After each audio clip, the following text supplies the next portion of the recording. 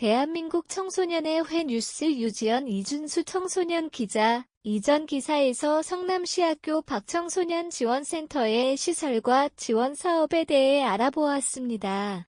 이어서 2부를 통해 성남시 학교 박청소년 지원센터의 학교 박지원팀 총괄 매니저로 근무하고 계시는 손양민 팀장님과 함께 학교 박청소년 지원센터와 학교 밖 청소년들의 현 실태에 관해 이야기해보도록 하겠습니다.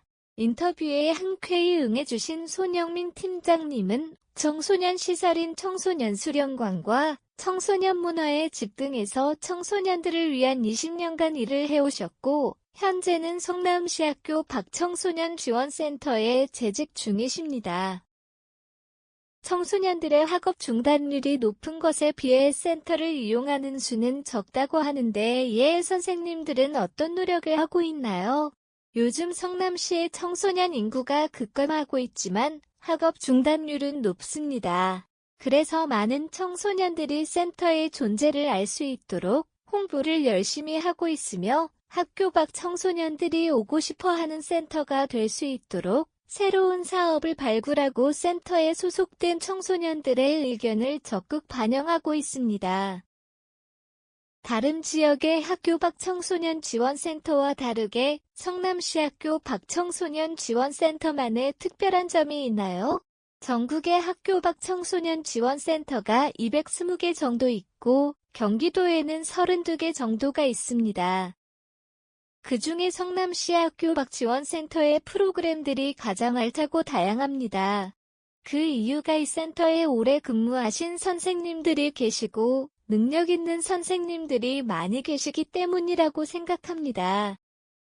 또 이 센터에서만 학교 밖 바우처 지원 사업을 진행하고 있습니다. 학교 밖 청소년 바우처 지원 사업은 학교 밖 청소년들이 자기 개발과 문화 활동을 활발히 할 수 있도록 월별 5만 원, 분기별 15만이 제공되는 지원금 사업입니다. 현재는 강원도에서도 성남시를 모티브로 삼아 시행 중입니다. 일부 사람들이 학교 밖 청소년을 부정적으로 인식하는 부분에 대해서 어떻게 생각하시나요? 저는 학교 밖 청소년이라는 단어에서 학교 밖이라는 용어 자체가 부정적인 인식을 만든다고 생각합니다. 저희 명함을 보시면 학교 밖이라는 단어가 영어로 out of school로 표기됩니다. 이 뜻을 찾아보니 퇴학생, 퇴학, 중퇴 이런 식으로 나와서 학교 밖이라는 단어가 한국어도 영어도 너무 부정적으로 보이니 바꾸자고 이야기를 하니 이미 모든 기관이 이 표기를 사용하여 바꿔 사용하는 것이 어렵다는 답변을 받았습니다. 지금 당장은 힘들겠지만 학교 밖 청소년을 지칭하는 단어가 긍정적인 단어로 바뀌는 날이 오면 좋을 것 같습니다. 예전에는 학교 밖 청소년에 대한 인식이 안 좋은 것은 사실이었지만 요즘에는 본인만의 뜻이 있고 다양한 목표와 꿈을 가지고 학업을 중단하는 청소년들이 많습니다. 특히 코로나19 때 사회적 거리두기가 생기면서부터 학생들의 인식이 많이 바뀐 것 같습니다. 온라인으로 교육을 받고 소통하다 보니 학교가 아닌 다양한 곳에서 교육을 받을 수 있다는 것을 많이 알게 되고 그 시점을 기준으로 학업 중단을 하는 청소년들이 늘어난 것 같습니다. 학교 밖 청소년들에 대한 정부의 지원에 대해 만족하시나요? 학교 밖 청소년에 대한 지원금은 성남시를 기준으로 예산은 충분하다고 생각합니다. 하지만 그 예산을 사용하는 구조가 많이 복잡하고 많은 양의 행정 절차를 해야 해서 학교 밖 청소년들을 관리하고 상담하는 시간이 부족해진다는 부분이 아쉽습니다. 불필요한 서류 작성을 줄이고 사용하는 예산 사용 구조를 단순화한다면 선생님들이 학교 밖 청소년들의 관리에 더 힘을 쓸 수 있을 것 같습니다. 또 학교 밖 청소년을 위해 쓰이는 예산이 그 상황에 맞게 유동성 있게 사용할 수 있도록 조정된다면 학교 밖 청소년들에게 더 다양한 프로그램들을 제공해 줄 수 있을 것 같습니다.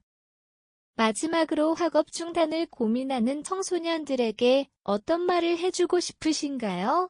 미디어 및 언론에서 학교를 그만두고 성공했다는 아티스트, 래퍼, 유튜버 등의 사례가 자주 보이면서 학업 중단에 대해 쉽게 생각하는 청소년들이 많아진 것 같습니다.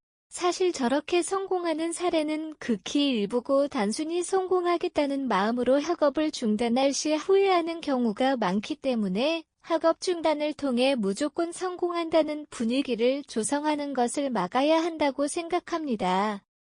그리고 학업 중단을 고민한다면 정말 신중하게 선택하고 그 선택에 대한 책임을 감당할 준비를 하면 좋을 것 같습니다.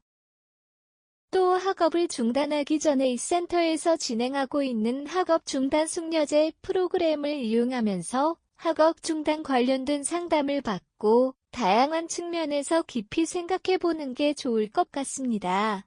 학교 밖 청소년들을 위해 큰 노력을 기울이고 계시는 손영민 팀장님과 센터 취재 협조에 응해주신 성남시학교 밖청소년 지원센터의 모든 분께 감사드리며 이렇게 2편에 걸친 특별 기사를 마치도록 하겠습니다.